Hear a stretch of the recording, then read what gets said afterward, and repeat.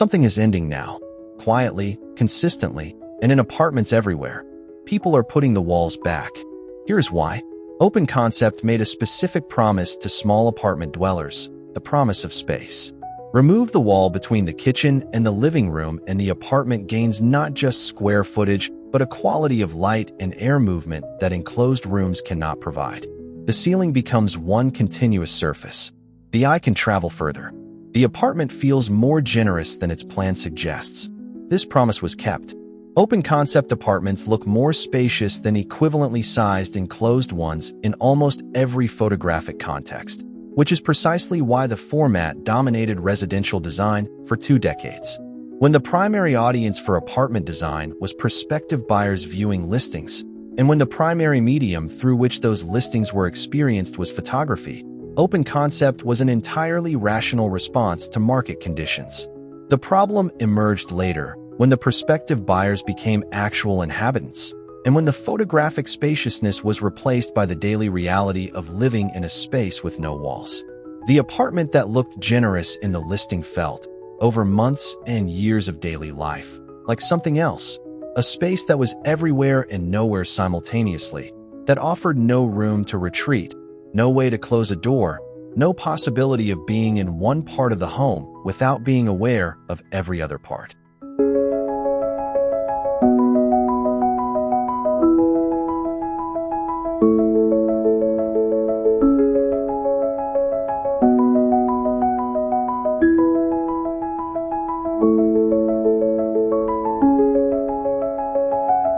The specific failures of Open Concept are not aesthetic. They are experiential. The accumulated small irritations and significant deprivations of daily life in a space designed for visual impact rather than for how it feels to actually inhabit it over years. Cooking smells that reach every surface in the apartment because there is no wall to contain them. Video calls taken from a corner of the living area that make the entire apartment functionally unusable for anyone else present. The impossibility of sleeping in on a weekend when a partner is making coffee 10 meters away with nothing between you except open air. The specific exhaustion of a home that is always completely visible, that offers no corner to disappear into, no room that is only yours, no door to close that means you are temporarily unreachable. These are not trivial complaints. They are the daily texture of living in a space that was designed around the wrong question. Open Concept asked how to make a small apartment look larger. The Cozy Apartment asks how to make a small apartment feel like a home. And those two questions, it turns out, have almost completely opposite answers.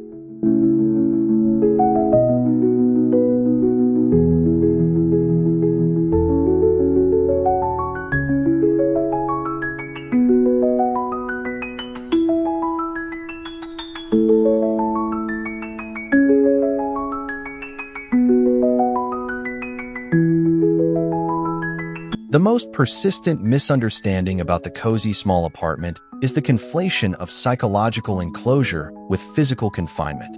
The assumption that a room with walls is a smaller, more restricted space than one without them, and that anyone who prefers enclosure is simply making a virtue of limitation. Psychological enclosure and physical confinement are not the same thing, and the difference between them is the difference between a room that feels like a sanctuary and a room that feels like a cell. Physical confinement is the result of too little space for the activity it contains, a bedroom too small for the bed, a kitchen too narrow to turn around in, a bathroom where the door hits the toilet.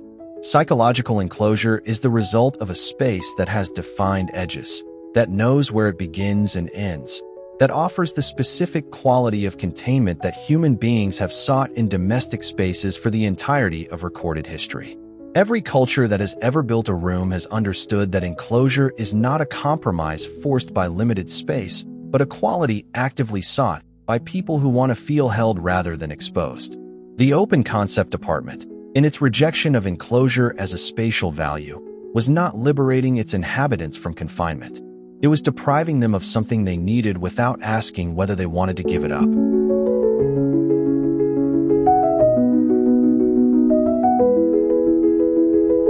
One of the most counterintuitive qualities of the cozy small apartment is that it consistently feels like it contains more space than an open concept apartment of identical square footage. not because it is physically larger, but because it contains multiple distinct worlds rather than one continuous one. An open-concept apartment of 40 square meters is 40 square meters. A cozy apartment of 40 square meters with a defined living area, a separate sleeping space, and an enclosed kitchen is, experientially, 3 spaces, each with its own character, its own light quality, its own function, and its own atmosphere. Moving between them produces the specific pleasure of transition, the feeling of entering a different room, leaving one activity, and arriving at another. That open concept eliminates entirely in the name of spatial efficiency. This experiential multiplication is not a psychological trick. It is the genuine result of designing for inhabitation rather than for appearance, of understanding that a home's value to the person living in it is measured not in square meters, but in the variety and quality of experiences it makes available. The cozy small apartment offers more of both, in less space, by understanding that division is not reduction but differentiation.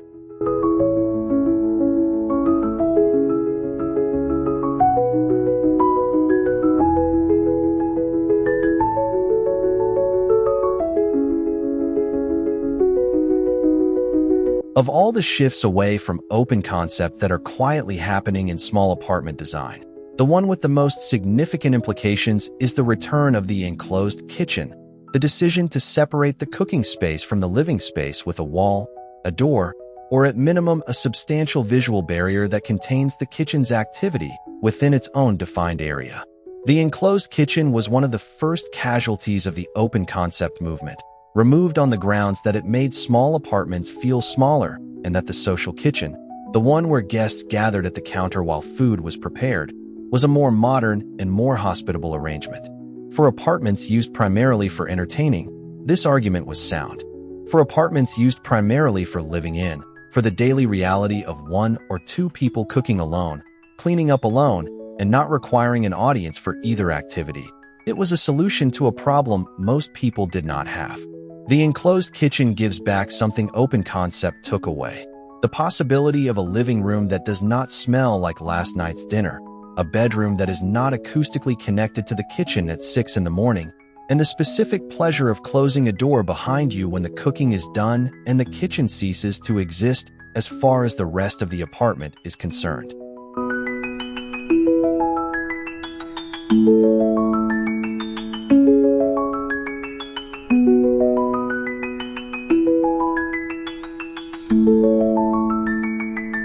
The most practical objection to the cozy apartment for people who currently live in open-concept spaces is the apparent requirement for structural intervention. The assumption that creating defined spaces from an open plan means knocking down walls in reverse, which means permission, contractors, and money that most renters and many owners do not have available. Enclosure without renovation is not only possible, but, in many cases, more interesting than structural division, because the tools available for creating psychological enclosure without permanent walls introduce a softness and flexibility that fixed architecture cannot provide. A floor-to-ceiling curtain hung on a ceiling-mounted track that can be drawn to create a bedroom out of one end of a studio, or opened to return the space to its open configuration. A substantial bookshelf, the Billy bookcase of apartment dividers, positioned perpendicular to the wall to create 2 defined areas from one. A half wall of plants that defines a boundary without blocking light. A change in floor material or rug that tells the brain it has moved from one zone to another without a single structural change. Each of these creates the psychological enclosure that the cozy apartment requires, the defined edges, the sense of arrival somewhere specific, without requiring permission, without lasting longer than the tenancy, and without the expense of construction.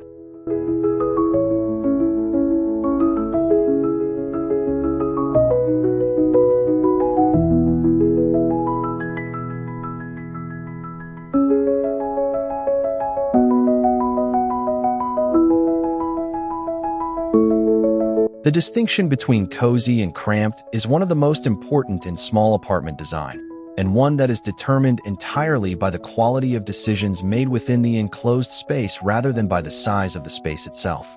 A small enclosed room furnished and finished with complete intention is cozy. The same room furnished carelessly, with pieces that do not fit properly or surfaces that are not considered, is cramped. The difference is not spatial. It is decisional.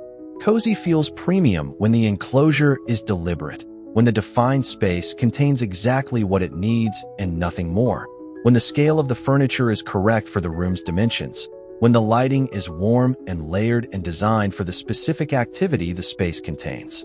A bedroom that is genuinely only a bedroom, with a low bed, warm lamp on each side, and nothing else except what sleep requires, feels premium because it is completely decided. A bedroom that is also a home office, a dressing room, and a storage facility feels cramped because it contains everything that did not fit in the rest of the apartment. The premium cozy apartment has made the harder decision that each space should do one thing, and do it completely, rather than attempting to do everything inadequately.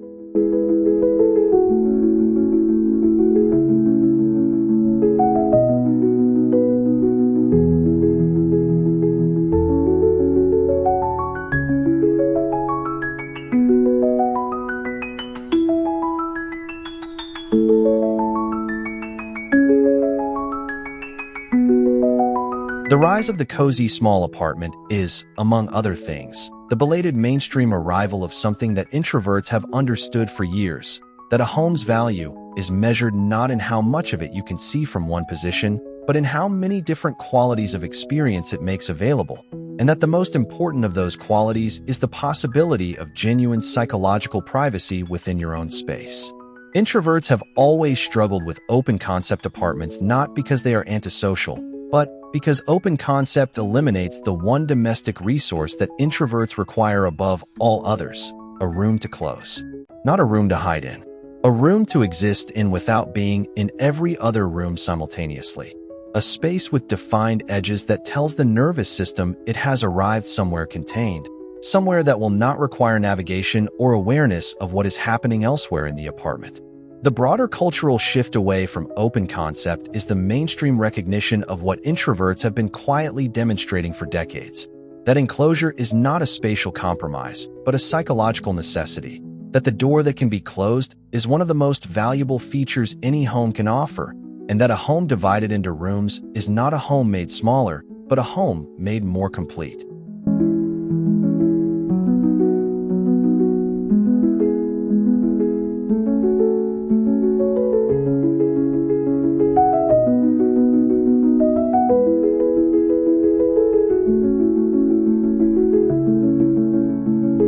The cities that have always produced the coziest small apartments are not the cities that embraced open concept. They are the cities where space has always been too limited and too expensive to waste on spatial gestures that serve photography rather than daily life, and where centuries of practice have produced a specific expertise in making enclosed, defined, deliberately cozy spaces feel genuinely luxurious rather than merely compact.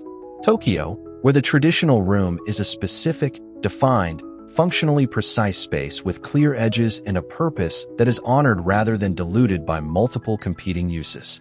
London, where the Victorian terraced house taught generations of inhabitants that a home of many small rooms is richer in experience than a home of fewer large ones. Paris, where the studio apartment has always been understood as a series of psychological zones rather than a single continuous space, and where a curtain between the sleeping area and the living area is not a compromise, but a design decision. These cities did not resist open concept out of conservatism. They resisted it because they already knew something that the rest of the world is now slowly learning. That the home which knows what each of its spaces is for is always more livable than the home that keeps all its options open.